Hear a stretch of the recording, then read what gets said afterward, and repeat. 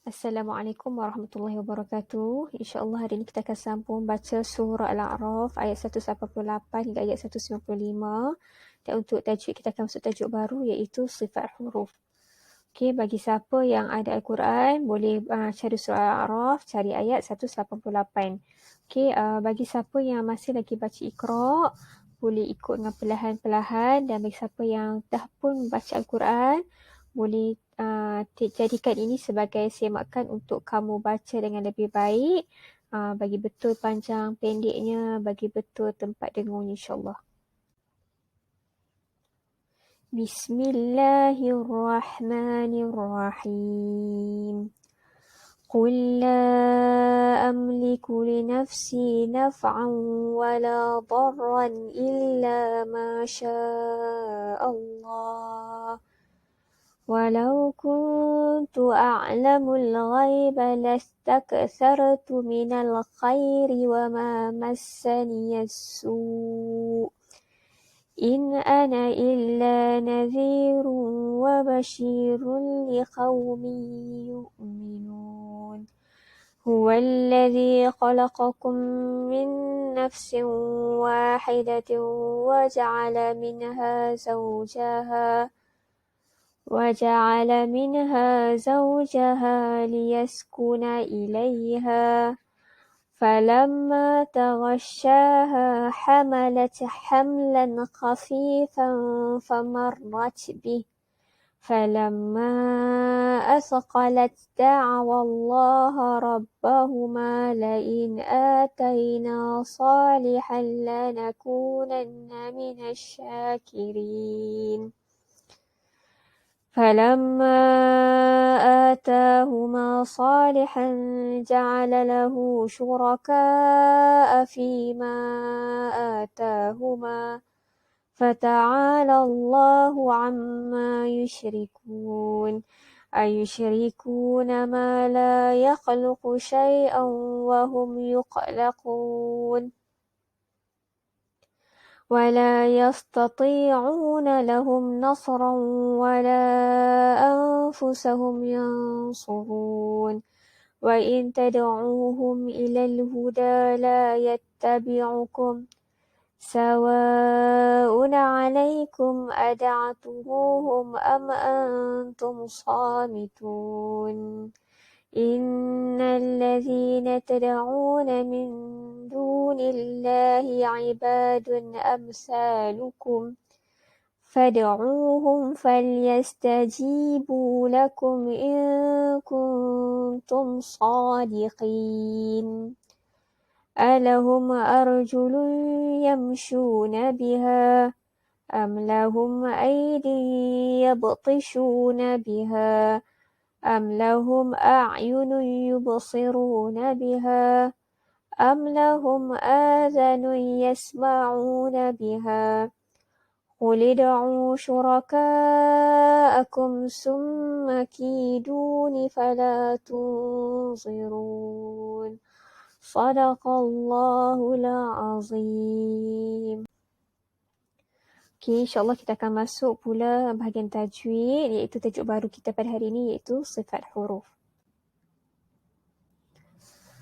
Okey, kita tengok dahulu pengertian sifat huruf daripada segi bahasa, suatu keadaan yang menetap pada suatu yang lain.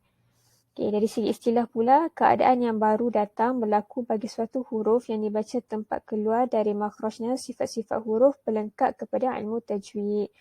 Okey, sifat huruf ni ialah satu sifat, satu keadaan yang mana ada pada setiap huruf. Setiap huruf apa? Huruf hijaiyah. Daripada alif sampai ya ada sifat-sifat dia yang tersendiri. Kita akan belajar selepas ini. Okey, dan kenapa kita kena belajar sifat huruf ni? Sifat huruf ni ialah pelengkap kepada makhraj huruf. Makhraj huruf yang kita dah belajar sebelum ni, iaitu ada 5, betul tak? Ada 5, iaitu al-jawfu, al-halqu, al-lisanu, al-syafatan dan juga al-qaishu. Jadi sifat huruf ni melengkapkan makhraj huruf. Okey. Kita tengok seterusnya. Okey, kenapa kita belajar sifat huruf dan apa yang kita akan dapat daripada kita belajar sifat huruf? Yang pertama, kita dapat membezakan lafaz sebutan bagi huruf yang makhrajnya sama Okey, sebelum kita masuk tajuk sifat huruf ni, kita dah belajar makhraj huruf. Okey, dan setiap makhraj huruf tu ada huruf-huruf di bawah dia, betul tak? Okey, contoh saya ambil al-jawfu. Okey, al-jawfu ada 3 huruf iaitu alif, waw dan ya ataupun kita panggil sebagai huruf mad.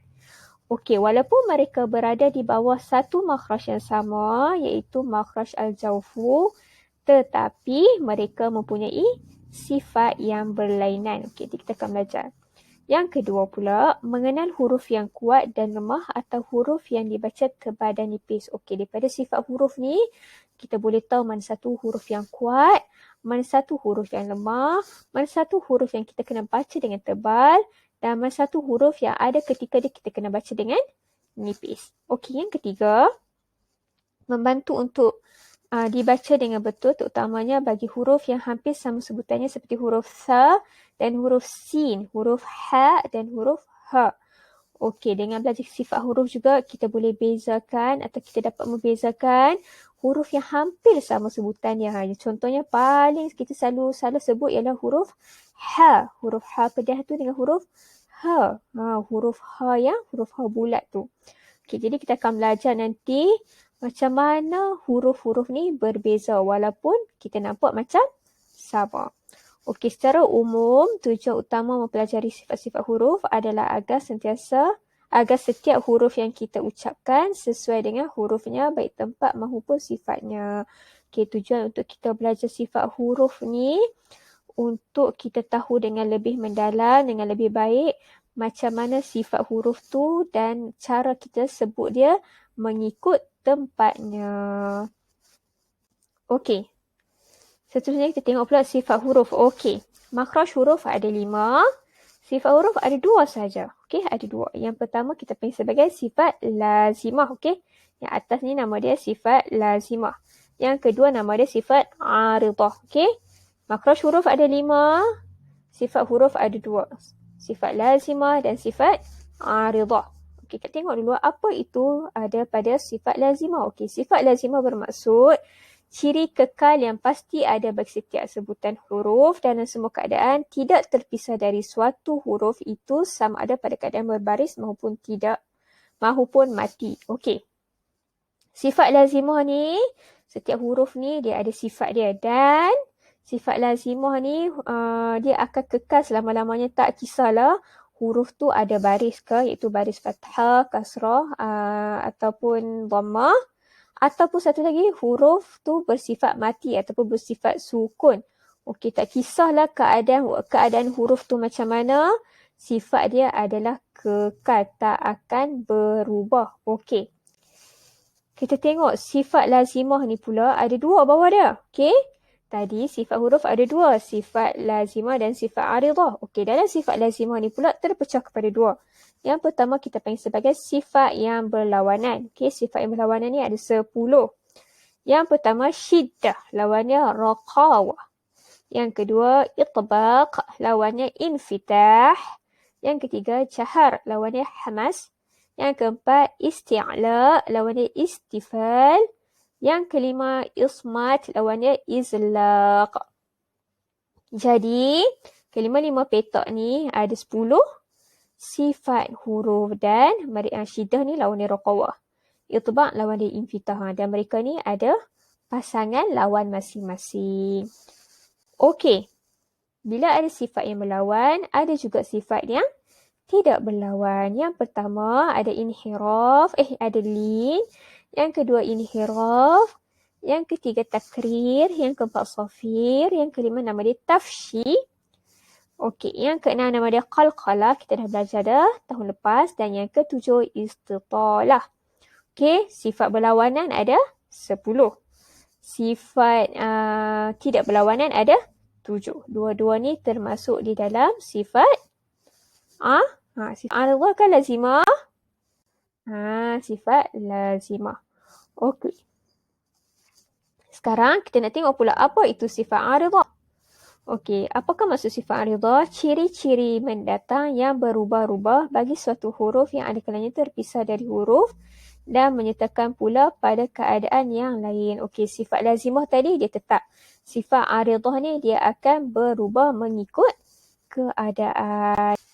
Okey, insyaAllah kita akan belajar dengan lebih mendalam apakah itu sifat aridah. Okey, hari ini saya nak perkenalkan dekat kamu 11 sifat aridah.